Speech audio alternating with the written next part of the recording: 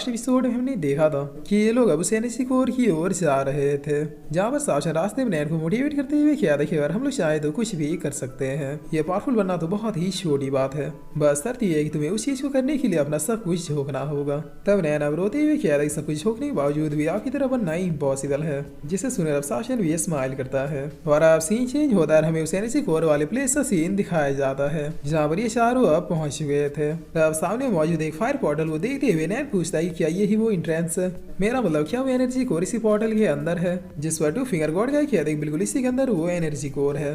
और फिर गॉड गाय अपने पास में से एक हेवनली पिल को अपेयर करते हुए कहते हैं कि शासन ये लो, ये तुम्हें तुम्हारी फिजिकल स्ट्रेंथ को और भी ज्यादा इनहेंस कर देगा, लेकिन ध्यान इसका असर सिर्फ 6 घंटों तक ही रहेगा, इसीलिए 6 घंटे से पहले तुम्हें किसी भी हालत में इस पोर्टल से बाहर निकल जाना है। तब इस पिल को लेते हुए शासन भी यस कहता है। इस पर क्वीन चैंग कहते चाहे तुम कितने ही ज्यादा पावरफुल क्यों ना हो, लेकिन अगर एक बार तुमने इस पोर्टल में एंटर कर लिया तो फिर ये तुम्हारी बॉडी को बिल्कुल तोड़ने की कोशिश करेगा। इसीलिए उस एनर्जी कोर को ढूंढने के लिए तुम्हारे पास बस 6 घंटे होंगे। अगर समय के अंदर काम नहीं भी हुआ तो भी तुम्हें वापस आ जाना है। तब ब्लैक ही शासन से कह रहा कि मैं भी तुम्हारे साथ चलूंगा, भले मेरी फिजिकल बॉडी तुम्हारी जितनी पावरफुल नहीं है लेकिन मैं तुमसे कम भी नहीं हूँ। जिस पर शासन कह रहा ब्लैक ही मैं जानता हूँ तुम्हें मेरी फिक्र है, लेकिन तुम ये भी जानते हो कि मैं कौन हूँ। चिंता मत करो, अगर काम नहीं भी हुआ तो भी मैं बगैर कोई हीरोपंती दिखाई सीधे वापिस आ जाऊंगा।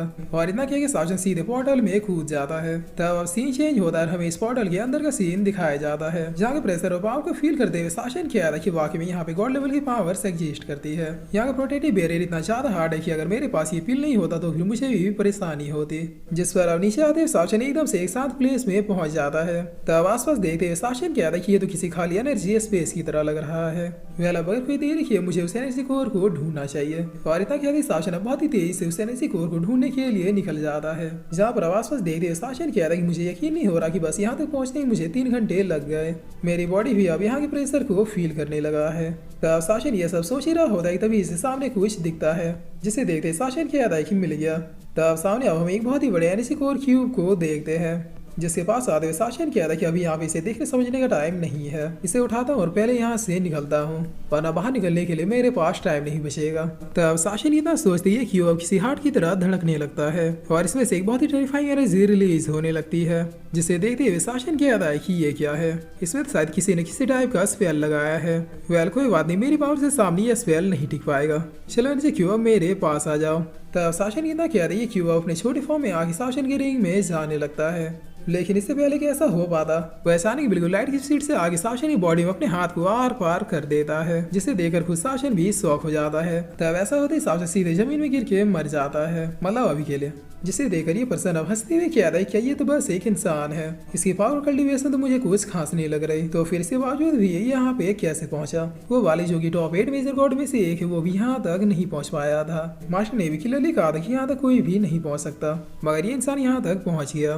वो तो अच्छा था जो मास्टर ने इस क्यूब में एक स्पेल को लगा रखा था, वरना ये लड़का तो अभी तक इस क्यूब में यहाँ से ले जा चुका होता। वेल मास्टर को बताने से पहले मैं इस क्यूब को किसी दूसरी जगह पे हाइड कर देता हूँ। जिस पर अभी तक ये पर्सन इस कोर को अपने हाथ में लाने की कोशिश करने लगता है, लेकिन ऐसा करने में ये फेल हो जाता है। तब ये पर्सन अब बहुत ही शौक होते हुए कहता है कि ये क्या हुआ, मैं इसे अपने हाथों में कैप्चर क्यों नहीं कर पा रहा। जिस पर तभी शासन अब इसके पीछे आते हुए कहता है क्योंकि मैंने इस क्यूब को टच किया है, अब मेरे अलावा इसे यहाँ से कोई हिला भी नहीं सकता। तो अब इससे पहले कि मैं तुम्हें एक दर्दनाक मौत दूं, मैं जानना चाहूंगा कि तुम्हारा मास्टर कौन है, और आंसर देने के लिए तुम्हारे पास बस 3 सेकंड होंगे।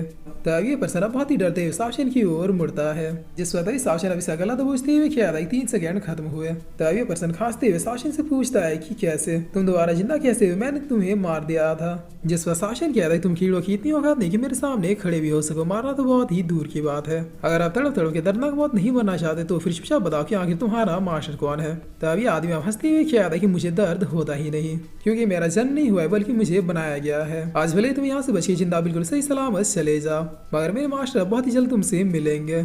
जिस पर शासन किया था चिंता मत करो, आज तुम दर्द को बहुत ही आराम से फील करोगे। और इतना किया शासन अब अपने पावर से इसके माइंड कॉन्शियसनेस के अंदर झांकने की कोशिश करने लगता है, लेकिन काफी देर ट्राई करने के बावजूद इस शासन को कुछ भी पता नहीं चलता है। तब शासन किया था कि वाकई में तुम तो बस एक पपेट हो, क्योंकि तुम्हारे अंदर तो ना तो कोई स्टोन है और ना ही कोई सोल। जिस पर ये आदमी कहता है कि तुमसे मेरे मास्टर ही आके मिलेंगे, बस अब तुम उनके आने का वेट करो। और इतना कि ये पर्सन यहाँ से डिसअपेयर हो जाता है। तब शासन अब खुद से कहता है कि लगता है ये मामला इतना सिंपल नहीं है, इन सब के पीछे भी किसी बड़े पर्सन का ही हाथ है, लेकिन अभी ऐसा सोचने का मेरे पास टाइम नहीं है, मुझे जितनी जल्दी हो सके यहाँ से निकलना होगा। जिस पर अब इतना कि साशिन इस क्यूब को अपने रिंग में रख लेता है। तब इधर अब हम नैन को देखते हैं जो बहुत ही परेशान होते हुए कहता है कि आखिर पर साशिन अभी तक आए क्यों नहीं। जिस पर ब्लैकी कहता है टेंशन मतलब साशिन को कोई टच भी नहीं कर सकता, वो शायद आता ही होगा। तब ब्लैकी इतना कहते कहते साशिन इस पोर्टल से बाहर आ जाता है, जिसे देखकर नैन और ब्लैकी अब बहुत ही खुश हो जाते हैं। तब नैन कह रहा है कि मुझे तो सब कुछ ठीक लग रहा है, बस उनकी बॉडी के चारों तरफ वो रेड और आग क्या है। जिस पर साशिन कह रहा है कि आते आते समय खत्म हो गया था, इसलिए मैं थोड़ा झुलस गया। तब टू फिंगर गॉड गाय और क्विंचेंग दोनों ही अपनी पावर से यूज करते हुए साशिन को ठीक कर देते हैं। जिस पर साशिन भी अब खड़े होते हुए थैंक्स कहता है। तब क्विंचेंग पूछते क्या हुआ, क्या तुम्हें वो कोर मिला। जिस पर साशिन इस कोर को अपने रिंग से निकाल के इन लोगों के सामने रख देता है।